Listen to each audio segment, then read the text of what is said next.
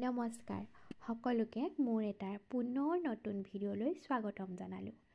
যিসকল হাইস্কুল শিক্ষান্তত অৱতীৰ্ণ হ'বলগীয়া ছাত্ৰ-ছাত্ৰী তেওঁলোকৰ কাৰণে আজি সমাজ বিজ্ঞানৰ ইতিহাস খণ্ডৰ দ্বিতীয়টো পাঠ আলোচনা কৰিম। প্ৰথম প্ৰশ্নটো হৈছে কিমান চনত ৰুছ বিপ্লৱ সংঘটিত হৈছিল? ইয়াৰে শুদ্ধ উত্তৰটো হৈছে 1917 চনত। নেক্সট, মহাত্মা গান্ধীয়ে সত্যাগ্ৰহ শব্দটো প্ৰথমে ক'ত ব্যৱহাৰ কৰিছিল? ইয়াৰে শুদ্ধ উত্তৰটো হ'ব দক্ষিণ আফ্ৰিকাত প্ৰথম সত্যাগ্ৰহ শব্দটো মহাত্মা গান্ধীয়ে ব্যৱহাৰ কৰিছিল। নেক্সট প্ৰশ্নটো হৈছে প্ৰথম বিশ্বযুদ্ধ কেতিয়া আৰম্ভ হৈছিল? ইয়াৰে শুদ্ধ উত্তৰটো হ'ব 1914 চনত প্ৰথম বিশ্বযুদ্ধ আৰম্ভ হৈছিল।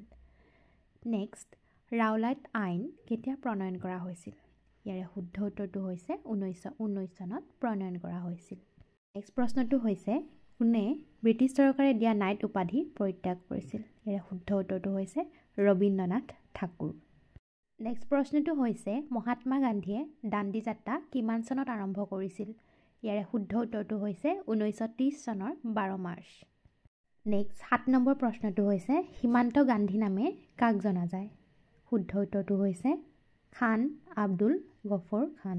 নেক্সট প্ৰশ্ন হৈছে দ্বিতীয় বিশ্বযুদ্ধ কেতিয়া আৰম্ভ হৈছিল? ইয়াৰে শুদ্ধ উত্তৰটো হৈছে 1919 চনত।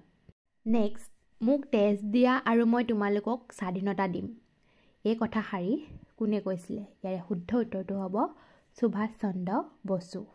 নেক্সট 10 নম্বৰ প্ৰশ্নটো হৈছে ভাৰত আৰু বাংলাদেশৰ সীমা কি নামেৰে জনাজাত? ইয়াৰে শুদ্ধ উত্তৰটো হৈছে ক ৰেডক্লিফ ৰেখা হিচাপে ভাৰত আৰু বাংলাদেশৰ সীমাক জনাজাত। নেক্সট প্ৰশ্নটো হৈছে ভাৰতবৰ্ষৰ প্ৰথম প্ৰধানমন্ত্ৰী কোন? ইয়াৰ শুদ্ধ উত্তৰটো হৈছে ভাৰতবৰ্ষৰ প্ৰথম প্ৰধানমন্ত্ৰী জৱাহৰলাল নেহেৰু। এই ভিডিঅ'টিৰ শেষৰ প্ৰশ্নটো হৈছে দ্বিতীয় ঘূৰণীয়া মেজমেল ক'ত অনুষ্ঠিত হৈছিল?